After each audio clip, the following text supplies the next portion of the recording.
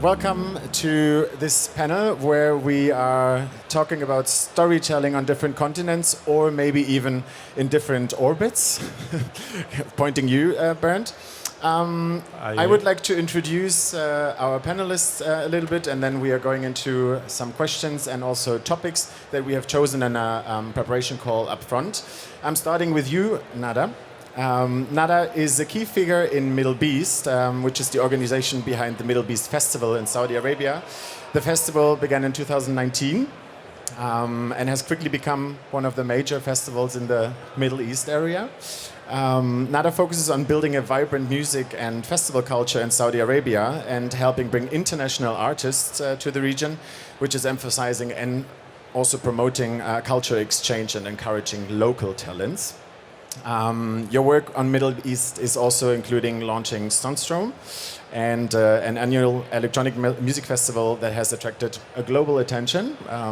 Welcome on stage. Thank you.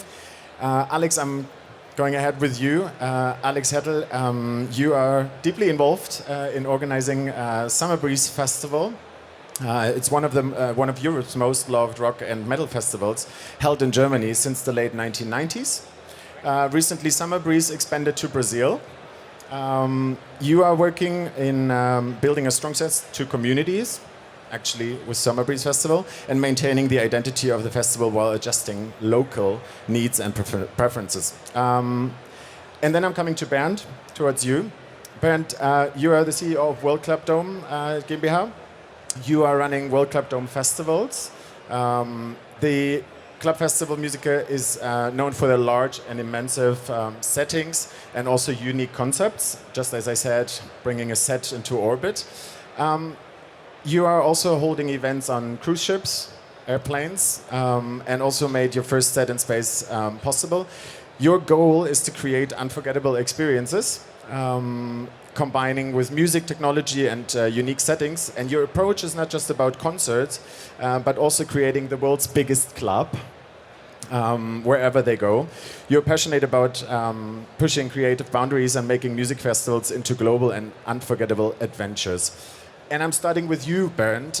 Give us a little, let me say, briefly update on why did you create World Club Dome, and also why did you expand World Club Dome into the world? So first of all, thank you very much, and thanks for being here and for this great introduction. Thank you. You're welcome. So about your question, I mean, the vision was World Club Dome is a world of club music under one dome. So different styles to be connected under one roof and to create different events. So it should not be the biggest club in the world always, but the most unique club in the world. And this was the reason when we started it on cruise ships or rebuilding planes. And you know, when the authorities always said it's not possible, or people said it's not possible, so it drives me crazy. And I said, okay, why is it not possible? I mean, sometimes you have to take these borders, which is mostly in your own brain created, and you have to tear this down. So, and this was the reason to say, okay, if we want to establish a community, if we want to be unique, we have to tell the people real stories, true stories, and not fairy tales. And this was the reason to create this. When we are talking about storytelling on different continents, what was your goal and motivation to go outside of Germany? I mean, the biggest events we had outside was in Korea, with around 100,000 people each event in Seoul. And there were really big challenges to go there, because the two biggest challenges are the language and the culture aspects, you know. So I didn't know that some Asians mean if they say yes, but they mean no, you know, so because they are too polite. And you have to read between these lines. So when we started to It's difficult when finding deals, no? Exactly, you know. So it was always a really polite communication. And when we came over to Korea, and we asked them, okay, can you show us the plans, or can you show us this and so on? Yes. Okay, can you show us? Yes. You know, but they didn't have this, you know. So and then they started on different levels to work with. I mean, finally, it worked, you know. But I mean, we cannot read even this language because it's different, and the meaning of European people is different to Asian people, is different to Indian people, and so on. And this is really where you have to be a translator as well there, always. Not only in the language problem, because everybody knows to speak English, you know, but about the culture thing. You're talking about new fans, old fans, visitors, kind of like also expectations. Nada, what was for you the biggest cultural difference you have noticed in organizing the event with local and international brands or artists? And also coming back to the question that I had to Alex, are you experiencing that more international guests are visiting Saudi Arabia? Yeah, I think starting with the differences, I think when you come to our region and in Saudi specifically, we really pay attention to hospitality. And this is something like, you know, number one. And we had one of our like big artists saying, your festival, your bathrooms in the general area is like VIP in other festivals, you know, but we cannot basically do anything less because this is what people expect, I would say. And I would say hospitality is something of one of the differences where like we go other festivals, it's more like I would say simpler in a way. And in terms of, sorry, what was the second part? In terms of the visitors, like once you started visiting more, we're seeing kind of increase with like year and year, and we try to do kind of a study and especially from like which countries to be able to know where are our fans. But I would say increasing year by year when it comes to international. okay, for you, Bernd, how is this when you have been to Korea, when you did events wherever it was taking place?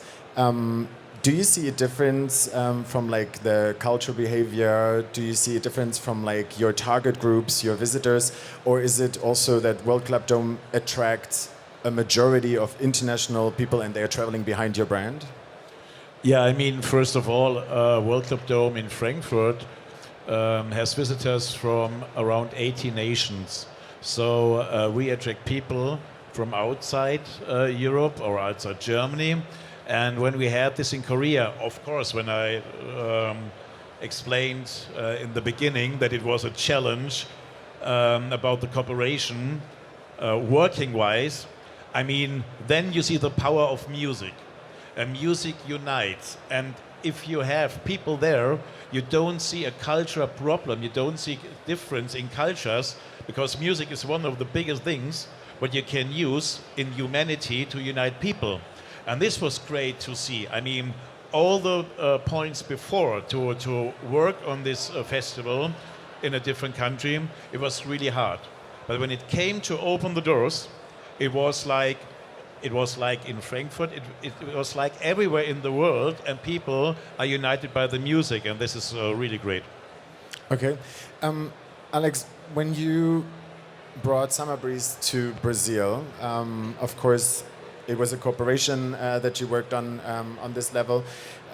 Did you find that Brazilian fans, or maybe Latin American fans, not just to call Brazilians because they travel a lot in Latin America, they had different expectations than the European or German fans? Yeah, absolutely, but in a good way for us, because I think they expected less, because whenever... I think you're blaming the Germans right now. Yeah, maybe. No, I mean, you know how the German festival culture is. Everyone is at a very high level of production. The events are almost at, let's say, 95% of effectiveness. So German fans are used to a lot of nice things, like enough bathrooms, blah, blah, blah. I think, and that's the thing that we witnessed or that we saw in South America, when a new event pops up, the first expectation is for it to fail, because there's so many popping up, and then they are there for 1 year, they collect the money and go away. But that was not the intention here. We wanted to like establish the name there, and we came with a good name, so we had something to lose, and it was important to make that festival experience good. So what we saw was that everyone was super excited about the fact that it is more than just the 2 stages and 5 bands, like what I mentioned earlier. Everything around details was received very positively.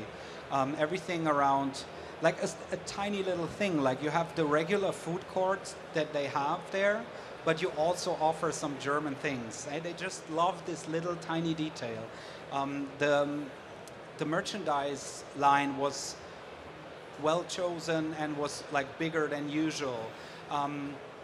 Yeah, I think creating something that is out of the box and not what is the usual offer that they get there made it a good experience.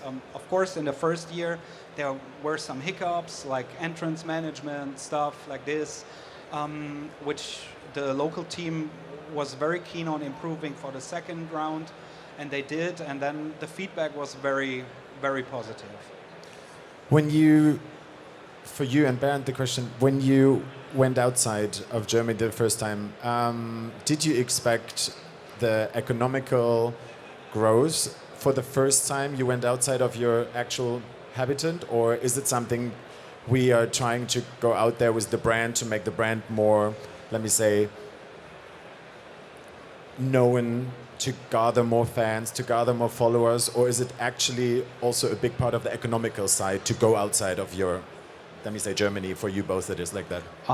For us, it was a brand building thing more, because above all monetary aspects, we wanted to make sure that that vibe that I described earlier is transported to South America, and that a good connection to the name is made. I like to compare it to what Wacken achieved by addressing people from all over the world, and everyone knows that name as well, in a good way. Not that they expanded to another country, but still, everyone knows that name. And we like that people in South America definitely know who we are, where we are, and that the name stands for a good quality event. And that's great for us. How was it for you, Bernd? Yeah, I mean, we were asked by the Koreans, which bought some tickets and were guests in Frankfurt.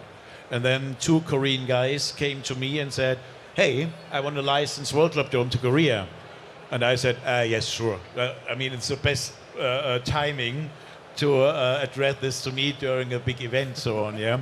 So, and I said, yeah, maybe we can talk after the World Club Dome. And so they stayed 2 days longer, and they said, we really want to have it in Korea.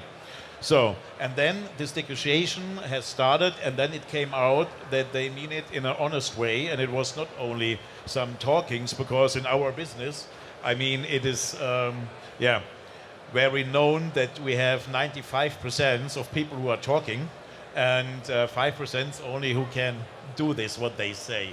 And so it was fantastic to see this. So it was not in our business model to expand the brand World Club Dome, but it came to a business model, of course. And we had about 5 different deals all over the world, because the World Club Dome is not based on a location like in Frankfurt, so it can be everywhere, you know. And from the image, we wanted to create like a world tour with the World Club Dome, coming to different places and bring this message of the world of club music under one dome in different countries. So it was an economic thing, of course, as well. But for the first, I saw how big the brand can be if you go out and if you do professional events outside as well. And this was storytelling to the people inside Germany as well, because they saw, oh wow, the brand is now in Korea. They saw the pictures from Korean people getting crazy for a World Club Dome and so on. And this was like a 50-50 thing to say, hey, of course we are living all of earning money, but the culture aspect and the fan aspect was really big as well. Nada, for you, because I always have to switch between the perspectives of you three. When you're planning Middlebeast and Sunstorm and so on every year, you earlier said there's differences, of course. I mean, having a better hospitality is not really a difficulty, but it's a difference. I love that. You just said the Germans are expecting the VIP, but they paid for regular. This is interesting to hear. What is the thing that is uniquely local for you to keep while Middlebeast is expanding as a brand internationally and globally? So what is something that you definitely keep on going for the next years where you're sure about? I would say ensuring our local artists have a space and being on stage. It's very easy to get kind of influenced on bringing international artists, but keeping our local artists in heart in what we do is very important. Also developing the scene. The scene is very new, and part of what we're doing is a lot of it soft kind of power. So Saudi is a very, I would say, more than 70% is under 35 years old. So part of what we do is try to influence in a positive way. So we always ensure that whatever we do, it's the next generation, and after 10 years, there's also like an audience that are more open-minded and more kind of, I would say, positive. And this is something that drives us and ensure that we always keep that in mind. And I think lastly, generally, what we keep as well is the guest journey. We always try to ensure every time everything is smooth, like any other event. You know, operation is smooth. The lineup is is entertaining, and having kind of surprises, as we just had a conversation about, like having Metallica. When you announced Metallica, I was like, what is going on? It was amazing. Yeah, we try to keep that surprise element as well every time. So, if I don't know the festival, how would you describe the festival itself, and how would you describe music and genre and taste? Like, it sounds like you can get everything. I think I would say it's a cultural movement. It's more than a festival. Like when we did it the first year, it's kind of our Berlin Wall. When first time we have festival, first time we have international artists coming and performing in Saudi. So for us, it's always kind of, I would say, the drive is culture, and it's a bit beyond entertainment. Have you experienced difficulties in the first year that are totally like easier now? So it's like an improvement on working with agents, with companies. Like, how was this experience for you or your team? So I think, there's nothing like the first year. The first year, I would say, is very difficult in terms. It's the first year you launch a festival, so the brand is new. Agents don't know you, artists don't know you, so, and also being in Saudi, so it's a lot of it's a lot of not available information, I would say, or not the right information. However, I think what made it really successful, or what made us kind of overcome these challenges, especially the first year, is kind of having time to talk to artists, and we communicated ourselves with a lot of artists, saying who we are, why we're doing what we're doing. And once you kind of work with few artists, the word is out, it's out there. And once you gain their kind of, I would say, their confidence, they help you bring other artists. How was it for you, Alex, artists-wise? Was it easier to have a very known festival brand on the global market and asking the agents to bring their artists to Latin America, or is it not really common? I have to admit, I'm not a booker, so I'm not 100% involved, but definitely when we first started, people were calling our bookers if this is all like serious or just a scam. And when the word got around that we are really involved there, and it's a cooperation, we noticed that it had also a positive effect on us booking in Germany, because for some reason international agents, when they see that you expand, that you have more than just your one event, it seems to be a different talk. And suddenly, for example, our booker Jagger said to me like, oh, I just had a call from an agent that wouldn't look at me the last 5 years.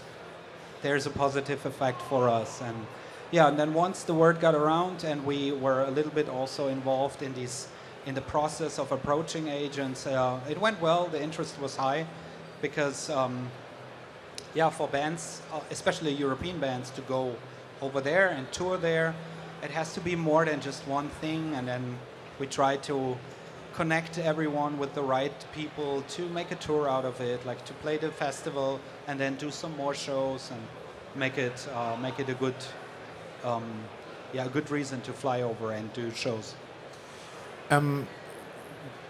How was it like working in Brazil, like building up the festival? How you're already laughing. Yes. You're like, maybe you explain what was like the biggest challenge that you had on the ground, but also focusing on the background question, how important is it with working with local suppliers, with local, let me say, freelancers, people who work in production, who work in tour management? Also, where is the trust coming from? Yeah, that's a very good point. First of all, what's completely different to our own festival, we have our own crew. We have like a core crew that is working the whole year at Summerbreeze or for Summerbreeze, and also our hired crew is always the same people. That some of them, they are part of the crew for 10, 15 years. Over there, everything is. So you brought them over? No, not like this. We had local promoters setting up the show, and they heavily rely on a lot of freelancers that do a lot of different events. For example, our production person was a woman that also dealt with Tomorrowland, Lollapalooza, and other events over there. It doesn't always have to be rock or metal. They do all the shows, and all this team had to find together, had to grow together as a team. Trust issues was something that we often witnessed and observed. We were not actually doing the production ourselves there. We were just there to like help, advise, maybe overlook a little bit that everything, that our name is represented correctly and how we agreed on. And then of course we supported wherever we could. But trying to set it up without a local team is impossible. Like, there's also language-wise, Bernd, you just said it with Korea. Yeah, I mean, true. It's Brazil and Portuguese. Portuguese is not so easy. Not everyone speaks English, which also I think is important, that you can't expect everyone to speak English.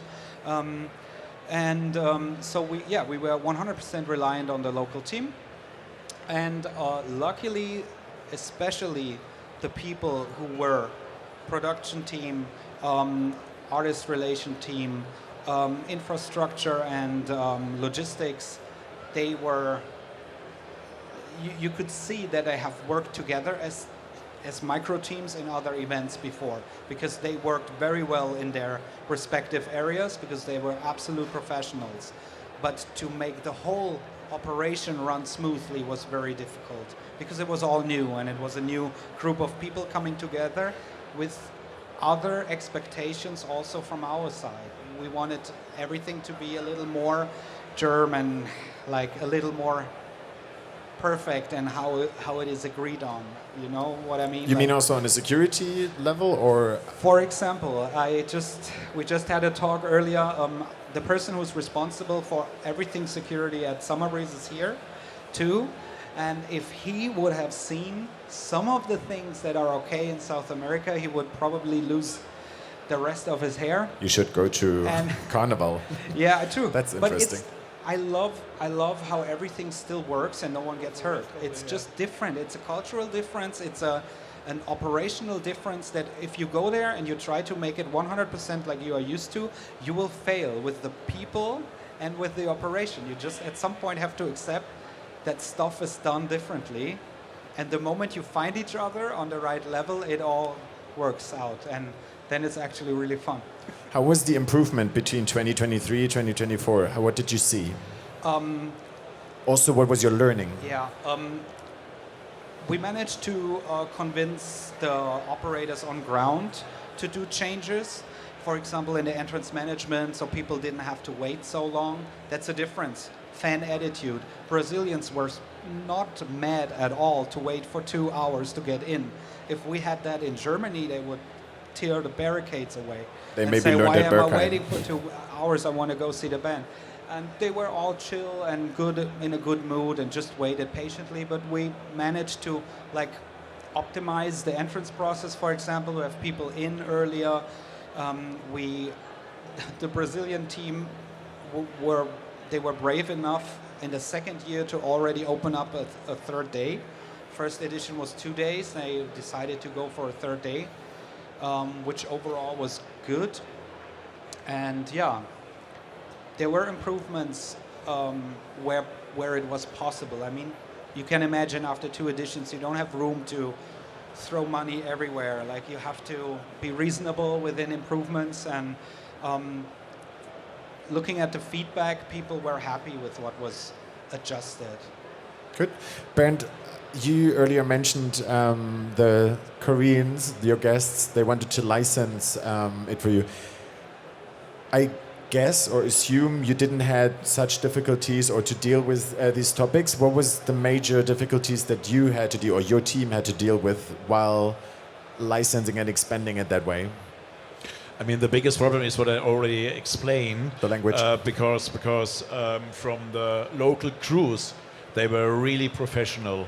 And I mean, they are doing K-pop, they are doing big festivals, you know. So, and all these Koreans are, I mean, they work so hard and have such a discipline that it was really amazing to see this. So sometimes you could wish that the Germans can follow this style as well. It was like ants on these big things, you know, and so we didn't have these problems, but the coordination of this from the team there, this was the big challenge to bring this to from the German way to this Korean way. I also would like to come, because I think it can be a challenge, but it can also be an improvement for a brand, for a festival or production, to technologies, starting with social media. Nada, how are you working with social media, different social channels? How do you communicate and, let me say, promote your event on those channels? And what is the general major focus that you use to get people on ground? Yeah, I think social media is something we have to do, like across all festivals. We definitely use, it's our primary, I would say, marketing channels. There's a different use for our social media. We always try to see where our audience is and what they listen to. And it's important for us, especially like when we book artists, we have a challenge with touring and the region. So we have to kind of really make decisions sometimes based on to see if the artists are actually have listeners in Saudi that we can invest and bring these artists to us. We use, like any other social media, see kind of the comments, the feedback, what artists they want to see, what kind of improvements they want to see in the events. And lastly, of course, I would say the data is very important, and we discovered that it's the best to own our own data, so we created our own ticketing platform. So with having ticketing platform, yes. So with having ticketing platform, it gives us access to knowing who's our audience, who buys the ticket, who's the loyal fan, and try to develop kind of special, I would say, packages and treatments to our audience. Because you experienced difficulties before? You didn't have that on your own, No, or it was from year one? No, it's not more difficulties. More like when you own your data, is more you have, you know, like you have your own. You put your power in your own hands, And with that, it helps kind of plan and strategize every festival. So every time you have like the accurate data, you can help plan like who's the artist you want to book based on the artist kind of based on the audience where they prefer to book. And basically, yeah, it helps with strategizing and knowing what's the ticket buyers, what they want to get from the festival. So what's the main social media channel that you would say that brings an impact to festival new followers or whatever? For Saudi, it's Instagram. I would say it's Instagram and Snapchat. And Snapchat? Yes, surprisingly. Snapchat, Saudi is #1 users for Snapchat. So they have like more than 25 million users. Yeah. Really? It's Saudi Didn't and know then that. France. I'm not sure what's the correlation. But yeah, I think Instagram is what are the first one, Snapchat, and I think that's about it. And TikTok, obviously now TikTok is... Okay, I mean, yeah. surprise for me in that panel, Snapchat, I didn't know.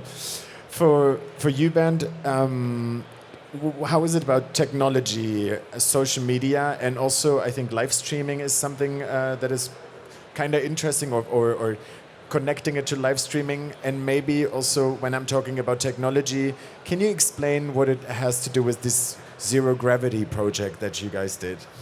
I mean, we use all channels of social media, and but how we want to use this is not only to bring the festival scenes, which you can compare to almost every festival in the world, because you have this exciting crowd, you have this super DJs on stage, and this is similar to every other festival. So what is in our mind is to create new experiences and live or physical-wise experiences in a way that nobody has seen it before. And this was exactly when we started the cooperation with the European Space Agency.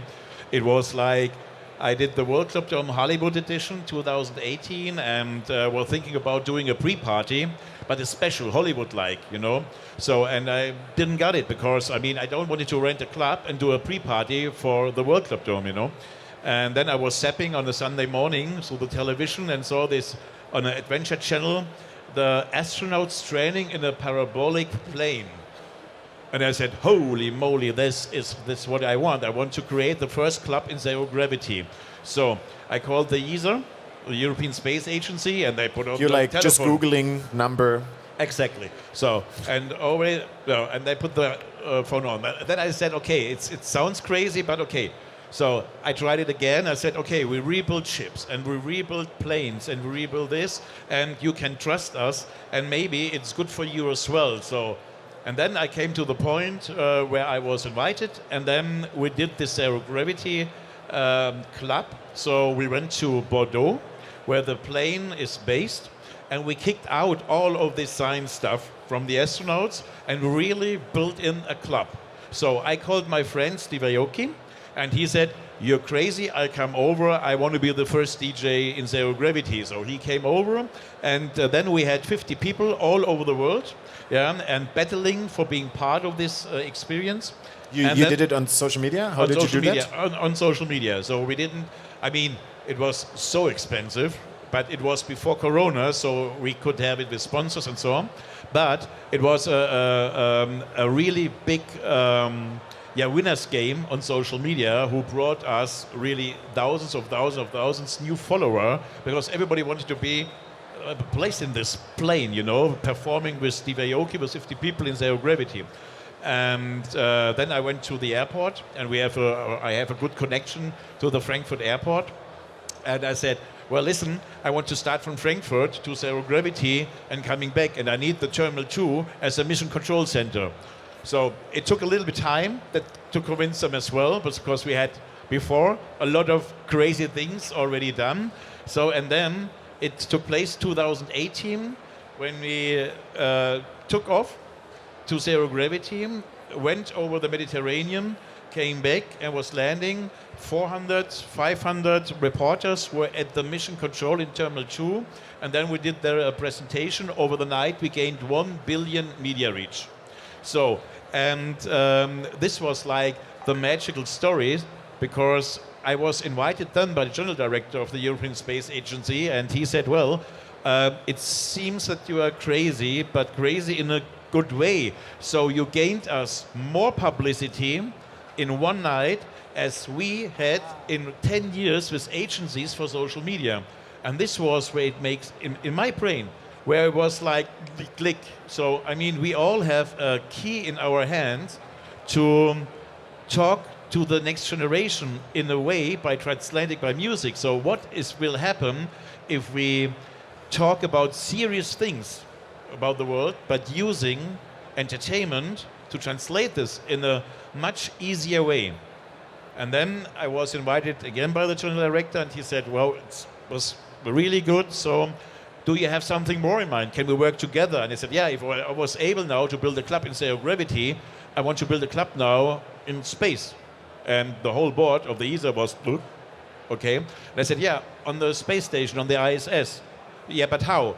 Yeah, I mean, I know that I cannot teach a DJ to be an astronaut, but I can teach an astronaut to be a DJ. Ah, okay. So, and then, of course, there was some negative aspects from the board and said, hey, I mean, we are founded by tax, from the whole European community. And now you want that we build a club in space with DJ lightning? Yeah, are you crazy? And I said, oh, okay, no, not this way, but maybe you will find a bridge to this next generation to be a little bit smarter to these people, and don't tell them only, but like a teacher with, hey, we have a serious problem in the world and so on. So make it more easier for these people, yeah, and on the same level. And this was the reason when I said, okay, Luca Parmitano, the ISS commander, yeah, said, it's so freaked out, I want to do this. I want to be the first DJ in space. So I was able to give some training lessons with my DJ Leshuk, yeah, in the Columbus module, in the European Training Center in Cologne. And I was able to build a DJ boost, and we did this DJ lessons. Then he was going up to space. I ran the cruise ship. I had 2,500 people on the cruise ship. There was Robin Schulz on board. There was Dimitri Vegas like Mike on board in the harbor of Ibiza. But the main act was the first DJ set from outer space. And Luca Parmitano did this World Cup dome flag in space. And my tears were coming out and said, oh my God, it's now something really new happened. And you only wanted to create a pre-party for the Hollywood edition. And this gained 9.2 million media contacts over the night. So China News, El Pais, Washington Post, and so on. Everybody was reporting about this. And there I recognized how big this entertainment can be for bringing motivations, emotions to the people by explaining maybe something serious. And we explained to people why is space science so important. And this was this combination. And of course, we gained a lot of more followers on all social media channels, not only with our festival, which is a super, super great festival, number 9, voted now in the world by the DJ Mag UK. But these are the stories which gains you a lot more, because nobody expected this, and you have to surprise the people. So I also guess the media reach helped on, like, people wanted to go on all your events where you're taking them a place. I mean, I guess so. That's sure, an outcome for, like, just one idea that you had, bringing a pre-party. Yep. I love that. Alex, how was it for you? Initial question before you're entering like technology and social media use between Germany and Brazil. Did you open up a second channel on Instagram, Facebook, whatever, for the Brazilian one? Or did you say like, oh no, we are communicating first from the mother one? No, it was all dedicated channels in for the Brazilian edition. Not combined with ours, because it's two different events in the end. But is it very important for your community and target group? Because as far as I see it, from a person that has been there once and not being a part of that music and let me say genre, I feel like it's a very, very, very much community-based festival. Also, like people talking in like different chat groups, in like website is a big thing, I guess. How would you compare it between the two continents? The thing is that there was so much information and also storytelling to do that we could have never transported all of this just operating out of our own channels. Of course, we would accompany it and tell the story from our side to the German and European fans, but it was super important for the Brazilians to build their own community over there, and they did a great job doing that. They created a hype up front and filled the channels already with people who were anticipating the event before we even started selling the first tickets there. So yeah, and then language is the topic. I mean, you have to always communicate in the right language and in a very direct way. And what I like about what the social media people did over there is they did a lot of, like, the Brazilian audience, they like more text. If I look at our channels, the more text we put in a we post only post or anything, emojis. it's just like, forget it. Do images and 5 words and that's it. But they really seem to like to read a story and read a text, what all of this is about. And yeah, that kind of storytelling, like, hey, where are we coming from? Why is this happening? Why are the Germans invading Sao Paulo? That was well received, and people had a lot of questions and started communicating. That's good. I would have another little sector or question, but before I would give anyone in the audience the opportunity, if there is a question, to raise this question now. I would stand up if there is a question. I don't see an arm. No? Am I missing a finger? No. Then I would like to have a last topic. You already mentioned it once, merchandise. How is merchandise something for Middlebeasts, for Sundstrom? How does it work for you? Is it a financial impact for the festival? Is it something that you really thought of on first sight, or is it something that you actually don't do? No, it's something we do, but I don't think the audience reached to that kind of, I would say, they don't realize the importance of it yet. We still do it. We still have the benchmarks and studies how kind of merch create like a huge revenue for festivals. But for us, it's still like we try to push that kind of, culture for our audience to buy merch. It's not as strong as other festivals. However, we still do it. We try to do our best when we have like big bands like Metallica, some of the big artists. We try to create like specific merch for these artists and create like kind of a unique items. But it's for sure it's something like we have to do in our festival. Okay. Bernd, how is it for you, your events or the brand itself? I mean, it's good to have it, but what we saw is you have to create your own identity, because for a ticket buyer or a festival attendant, so if they want to have maybe artists merchandising more than this festival, except you have created your own identity for the festival. And that's the reason why we do so many true stories around the main event, to bring this brand into the next level. And it is good to have it. It's not super heavy much what we sell, but we sell a lot, and it's a good income. And of course, I mean, it's a good advertising thing as well, because people wear this, people love this. You have your basic fan community, and of course they will do advertising for you with this. So we are very keen in doing good quality for this merchandising, not as a big income or commercial thing, so more like a branding thing to give the people this opportunity. Okay. How is it for you with Summerbreeze? Yeah, for us it's a super important part of the whole identity and of the festival, and also revenue. I mean, You experienced this in Brazil as well? yeah, but there is another trick in Brazil, which is bootleggers. But I'm going to come to that later. So for Germany, it's we all know alternative music has a very high importance on merchandising. A lot of bands need the merchandise more actually than the live fees, especially in the touring segment. So for us as a festival, we do every year a new collection that is limited shirt designs, 15, 20 different things, and usually they sell out. It's so crazy that people who would, at the first moment when the festival site opens, they don't run to the stage, they run to the merch booth because these shirts are sold out very quickly. They even, we try to experiment with things like pre-orders, and that is also going nuts. Like, people really want shirts with respective prints of the year. Very important to have all the artists mentioned on the back still.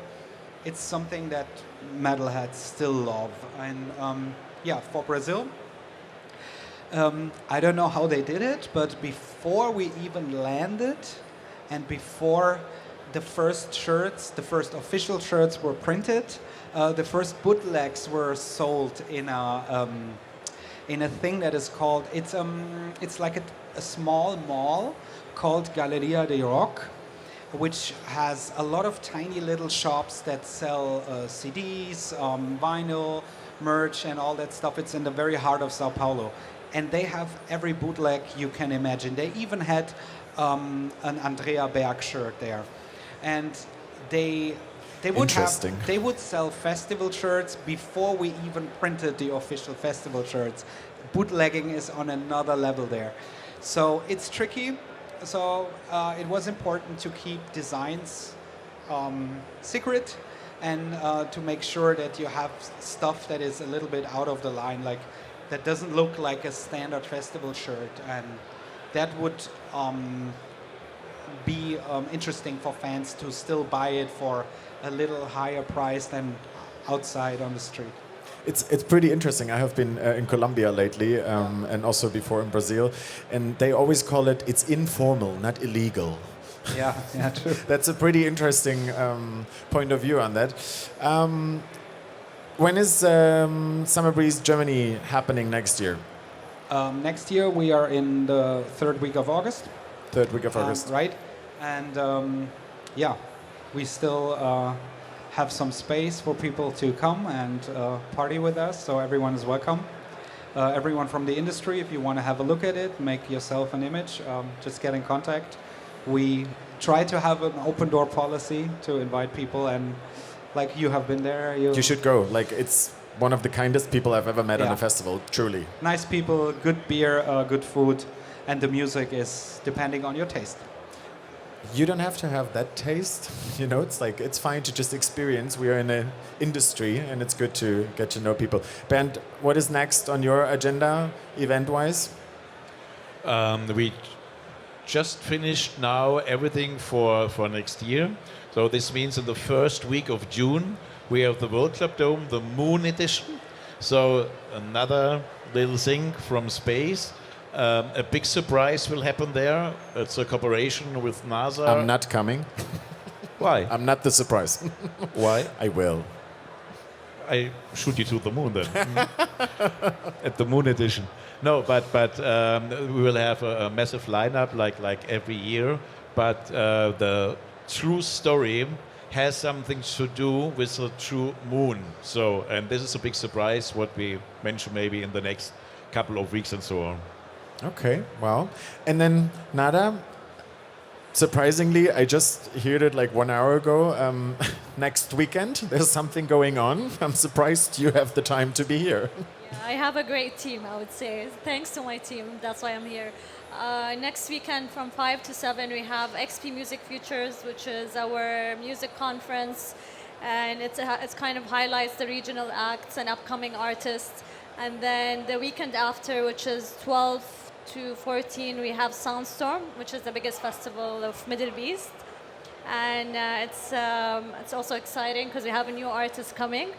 And I would say in January we have Balad Beast, which is in Jeddah, another city in Saudi.